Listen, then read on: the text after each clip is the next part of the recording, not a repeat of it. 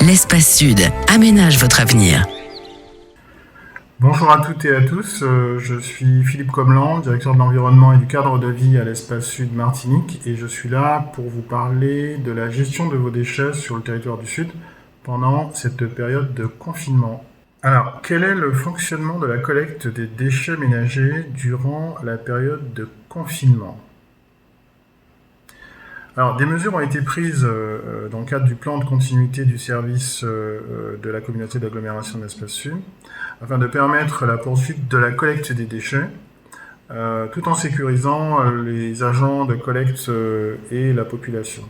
Alors, tout d'abord, la collecte des déchets ménagers est maintenue sur l'ensemble du territoire, mais avec quelques adaptations qui ont dû être prises durant cette période épidémique. Alors, il est demandé aux usagers, dans un premier temps, de placer leurs bacs sur la voie publique, leurs 3 bacs, en général ils en ont 3, sur la voie publique, jusqu'à la collecte effective. Le retour aux fréquences et aux jours de passage est en cours et se fera progressivement dans les semaines à venir.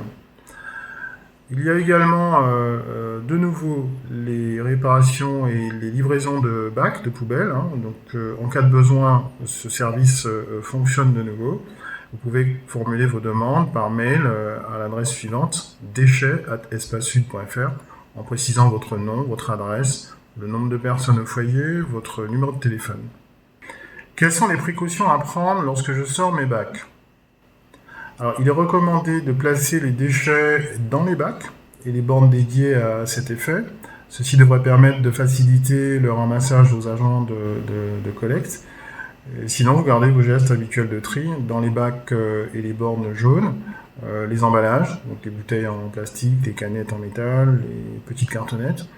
Et puis, dans les bornes vertes, pour les bouteilles en verre et les bocaux en verre.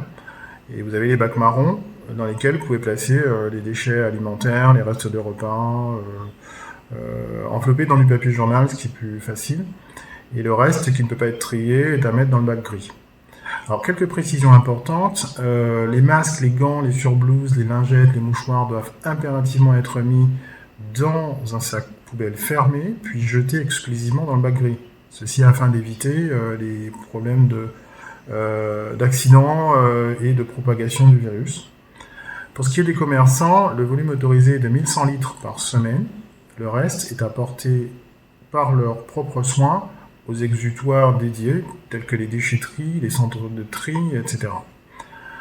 Pour ceux qui sont confinés sur leur bateau au mouillage, il existe des bacs collectifs et des bornes de tri au niveau des marinas et à proximité du littoral. Les déchets verts et encombrants peuvent-ils encore être présentés à la collecte ? Oui, la collecte en porte-à-porte est maintenue, mais les critères de collecte des déchets verts doivent être strictement respectés.